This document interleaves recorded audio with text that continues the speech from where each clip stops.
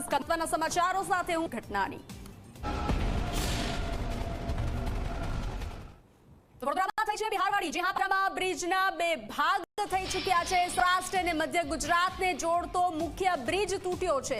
Gambhira bridge વચ્ચેથી તૂટી ગયો છે। ટ્રક અને ટેન્કર નદીમાં ખાબકી છે। રેસ્ક્યુની કામગીરી હાથ ધરવામાં આવી છે। મહીસાગર નદી પર આવેલો છે આ ગંભીરા બ્રિજ। આણંદને વડોદરાથી આ બ્રિજ જોડે છે। વર્ષો જૂનો બ્રિજ લાંબા સમયથી જર્જરિત અવસ્થામાં હતો। જર્જરિત હાલતમાં જર્જરિત હતો। બ્રિજનું માત્ર સમારકામ કરી સંતોષ માનવામાં આવ્યો હતો। આણંદથી ભરૂચ અંકલેશ્વરનો સંપર્ક તૂટ્યો છે। આ બ્રિજ 1985માં એટલે કે લગભગ 40 વર્ષ પહેલા ચાલુ કરવામાં આવ્યો હતો। આ બ્રિજના બદલે નવો બ્રિજ બનાવવાની મંજૂરી આપવામાં આવી ગઈ હતી। ગયા વર્ષે બ્રિજના સમારકામ કરવામાં આવ્યું હતું, તેમ છતાં આ બ્રિજના બે કટકા થયા છે અને લોકોના જીવ જોખમાઈ રહ્યા છે, જોખમમાં મુકાયા છે। જ્યારે જિલ્લા કલેક્ટર કહી રહ્યા છે કે અધિકારીઓ સામે કાર્યવાહી કરાશે। મુખ્યમંત્રીને વડોદરાના પ્રભારી મંત્રી હર્ષ સંઘવીએ દુર્ઘટના વિશે જાણકારી આપી। મુખ્યમંત્રી કલેક્ટર સાથે વાત કરી। એનડીઆરએફની એક ટીમ બચાવ કામગીરી માટે રવાના થઈ છે। ગંભીરા બ્રિજ જે સૌરાષ્ટ્રને જોડતો આજે સ્લેબ એ ધરાશયી કરેલા છે। આ બ્રિજ જર્જરિત છે, સમારકામે થયું હતું, નવો મંજૂર થયો તો ક્યારે મંજૂર થયો તો એ પછી કઈ કામગીરી ચાલુ છે?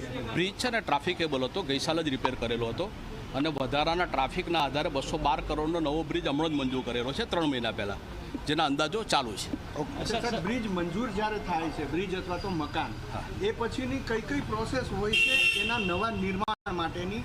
એનો સર્વે થાય છે અને પછી ડિઝાઇન કરવામાં આવે છે અને પછી ટેન્ડરિંગ થાય છે। સર, ડિઝાઇનમાં વાર લાગે છે, આવી વાત આવી રહી છે, ચાહે માર્ગના નિર્માણ કાર્યો હોય કે પુલના નિર્માણ? ના, ડિઝાઇન અમારી ટીમ છે, ડિઝાઇન સર્કલ આખું અમારું છે। ડિઝાઇન સર્કલ ટાઈમલી અમે ડિઝાઇન કરીએ। સર, હિન્દીમાં સર તો આ બ્રિજને લઈ અનેક સવાલો ઉઠી રહ્યા છે। 40 વર્ષ જૂનો આ બ્રિજ જર્જરિત હાલતમાં હતો। નવા બ્રિજની મંજૂરી પણ આપવામાં આવી હતી। સમારકામ થયું હોવા છતાં આ બ્રિજના બે કટકા છે। સ્થાનિકો કહી રહ્યા છે અનેકવાર રજૂઆત કરવામાં આવી અને લોકોના જીવ હાલ જોખમાઈ રહ્યા છે।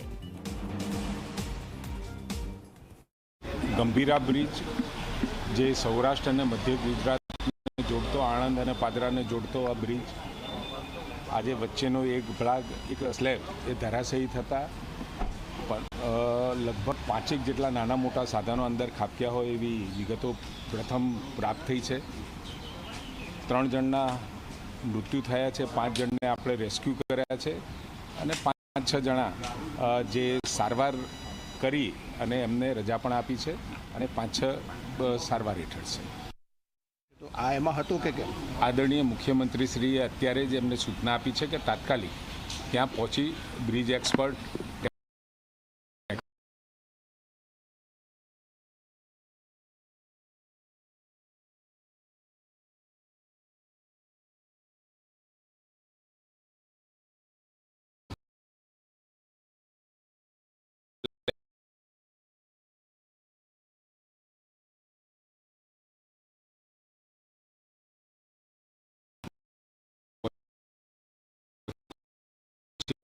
ખર્ચે બ્રિજને મંજૂરી મેન્ટેનન્સ અને મરામત કરેલી હતી, પરંતુ આ કમનસીબ બનાવ અને ખૂબ દુઃખદ બનાવ બન્યો છે। મુખ્યમંત્રીશ્રીએ તો તમામ જે પણ કોઈ ટેકનિકલી ખામીવાળા અથવા તો જૂના બીજો હોય તો એને રિયાલિટી ચેક કરવા માટે પણ કહ્યું છે અને એ કર્યા પછી આ બ્રિજને નવો બ્રિજ બનાવવા માટેની એમને સંમતિ આપી।